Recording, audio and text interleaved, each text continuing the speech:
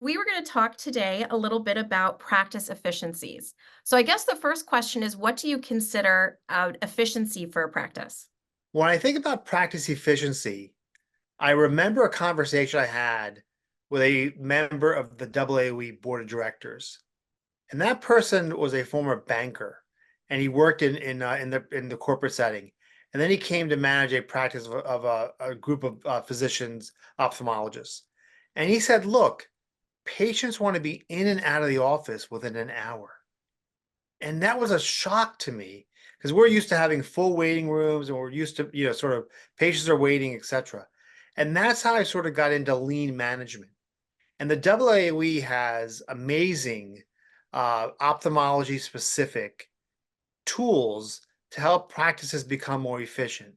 So Mhm. for me, practice efficiency is decreasing the number of steps that patients need to make in the office, decreasing the number of steps that my staff needs to take, making the day move as efficiently as possible, and improving as a premier step the patient experience.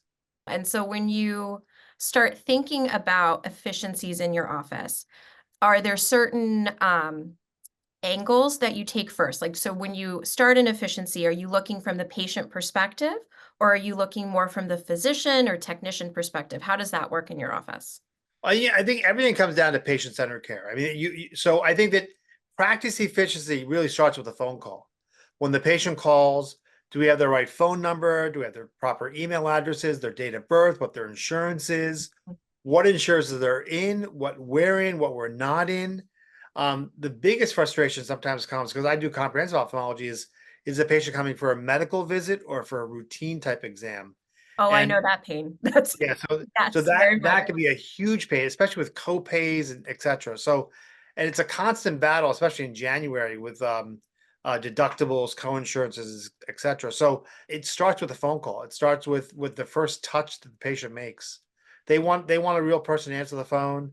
One of the benefits of small practices is that our front desk staff, they know the patient's name. They go to their religious organizations or their cultural organizations or their schools, etc. They know the parents or grandparents of kids. So that is that when you're in a practice, you often form lifelong relationships with them, and you want to make sure that their patient experience is uh, as as efficient or as high quality as possible. Well, and I think that's so true because even in my office, it surprises front desk people when we interview them to say, You are, in some respects, the very most important person in the practice. You're the first person they hear. You have to get all the important information for the doctor, especially insurance for the biller. And then you're the last person that follows up with what the doctor needs them to do. So it's really helpful to be able to tell those people, No, you significantly impact a patient's care and especially their experience in the office. Well, when I walk in to see a new patient, my very first question is, "How'd you hear about us?" And if Mhm. they say, "I came to you for a second opinion," or "I just left my other physician," I say, "Well, what happened?" And very often it can be those types of issues. It can be the front desk. It could be bill, and we're not innocent on everything either. But like it can be billing issues. Thankfully, we have free parking, but it can be parking issues. Mhm. If they're going into the city, they're paying 30, 40, $50 to park now. The front desk staff, that you're exactly right, Heather, I mean, is a part of the team, and they need to. And sometimes patients will say, "Well, which artificial tear should I take? Which medication should I pick up, etc. What do you recommend? What do they recommend?" The patients and the staff, they need to be they're up on that, which is great, and they can help us to avoid follow-up phone calls and patient portal messages, which is also very important. Absolutely. Now, of all the efficiencies that you've instituted, whether it's in the clinic or it's in the administrative side, what are some of your favorites that were the most successful for you? We've transitioned to something which I call the upfront contract, which I sort of alluded to earlier, Mhm. where if a patient comes in and we say, like, Mrs. Jones, you have a $20 copay, but it's January 2nd, you have Medicare has a $240 deductible, and I think that you're gonna hit your deductible, and a lot of patients don't realize that. But I think partly is because they were seeing our colleagues, internists, whatever, and they'd send them for lab work in Right. January. So the lab would be the one where they hit the deductible, and they think, oh, it's just a lab fee. I have to pay the lab because then because there's a certain order in doing things. So I think in terms of billing efficiency, we added online payments where patients can pay their bills online. I have patient handouts with QR codes. So Mhm, so usually I give a patient, my patients know my cataract surgery schedule for 6 months at a time. But mhm, a lot of times you have to remember, if I think a patient's coming due to cataract surgery, they're not ready for surgery. They're like, oh, I want to do surgery in 6 months or a year. right. Well, they need my calendar because it's not, they might be retired, but it's their stereotypically, it's their daughter or their son or their grandchild or their spouse. If some other family member who may be working needs to know what that schedule is. So my surgical schedule is transparent. I mean, you can actually download it from my website. So they know, and I have a patient packet too, where patients, what they know what my OR schedule is. And that can be very helpful because then they come in, they say, I want to have my first surgery on this day and my second surgery on this day. And I say, no, we can only talk about one surgery date. You can only, that's the biggest audit. And Joy Woodkill will tell you this, is that you cannot schedule patients for two surgeries at once because Yeah. that's a huge audit issue. So I say, look, we could talk about the first day. We could stick the second day in your mind. We can't write it down. We're not going to write it down at all. But I think for in terms of efficiency, having dates available. The other thing is actually for my EMR, knowing what my entire year schedule is. Mhm. Because I hate it when my staff has to, I feel terrible when they have to reschedule Schedule 40 or 50 patients. patients because We don't they're, like that very much, I'll yeah. tell you, doctor. I think transparency in your schedule. I think that's a very important thing, especially I'm in a two-person group, but if you're in a group of 4 or 5 physicians, it's Mhm. very important, in terms of staffing.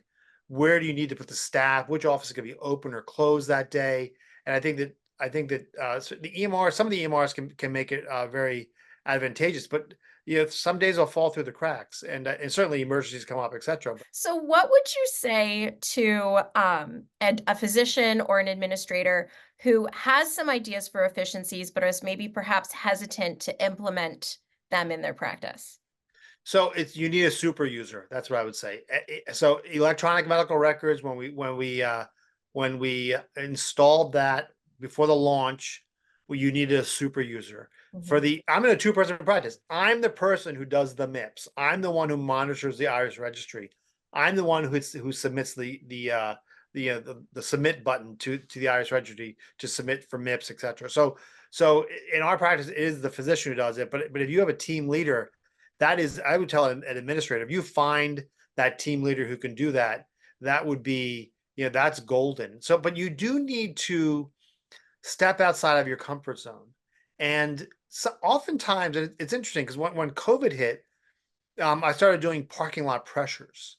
mm, And mhm, and I got that idea from UCSF, the Proctor Foundation, because the country was in a pandemic, the country was shut down, but our macular degeneration patients still need to be treated, and our glaucoma patients still need to be treated. And I have a retina colleague who I'd give it, Raj Maturi, who I'd give a shout out to from Indiana. He was driving to patients' homes and giving them injections for their retina because as the studies have shown, the delays in care cause the loss of vision. My mm, point is that after a few years, I walked into the front door as a patient to say where are we efficient, where are we inefficient.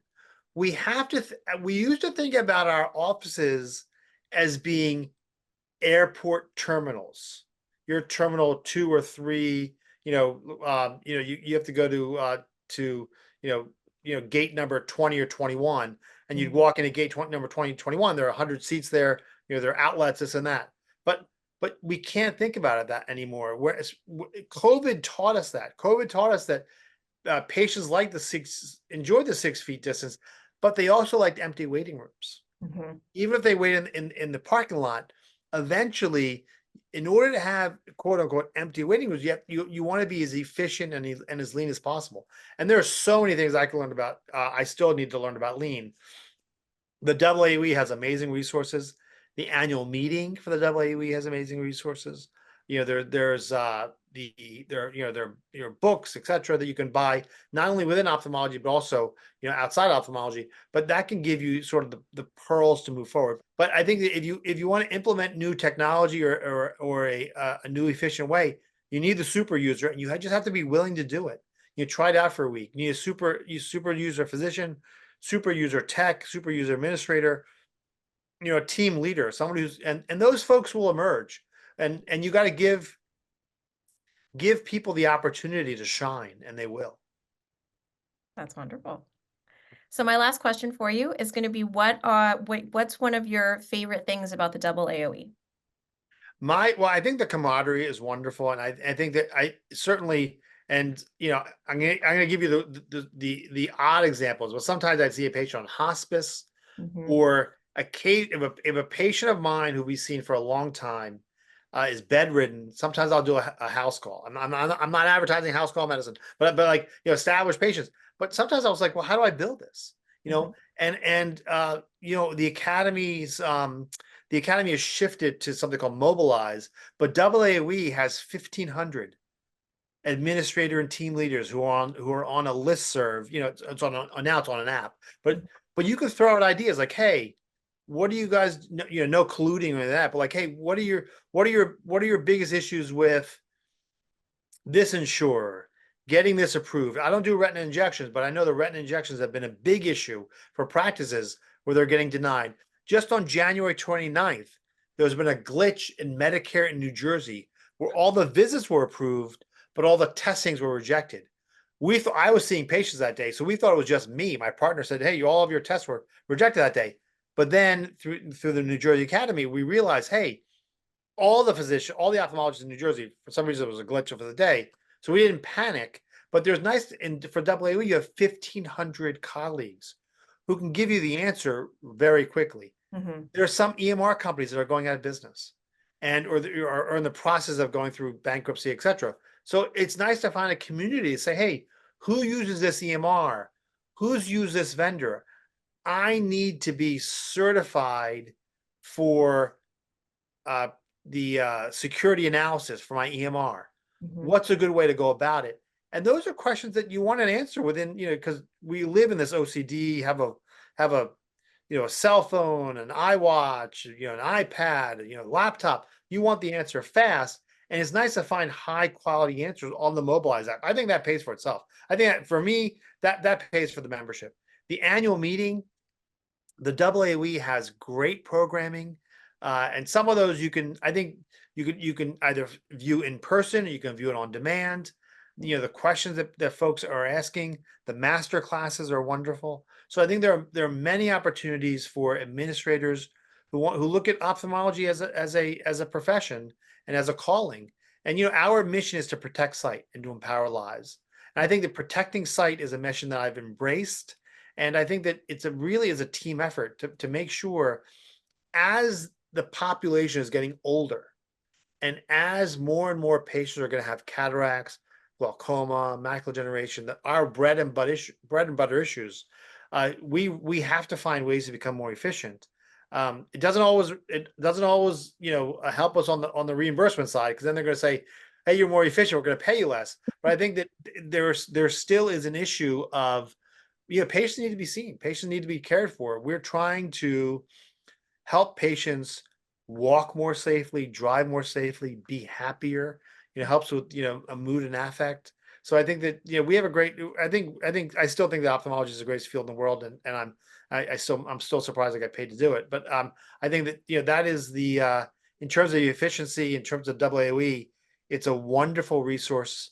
Also, the academy has the one network, and the journals, iNet, amazing stuff. But AAOE has a great place, and for in terms of building a practice, billing, coding, efficiency, patient safety, but also administrative, preventing an audit, preventing the knock on the door from Medicare. Those yellow binders you get if they're looking for. I got an email from a colleague saying, Ravi, I got an audit for 40 cataract surgeries, and the patients all had real cataracts. I've been doing cataract surgery for 2 decades, Yeah. and he got rejected on 40 cataract surgeries only because he missed one sentence that was missing in his EMR, saying that the physician feels that the patient's having real symptoms that would benefit from the surgery. Yep. So it's amazing that one missing sentence, and look it up in terms of don't copy paste what I just said, but look up but now I have that in all of my consents, etc. So I think that you can being a member of AAE can pay you dividends from day one. Perfect.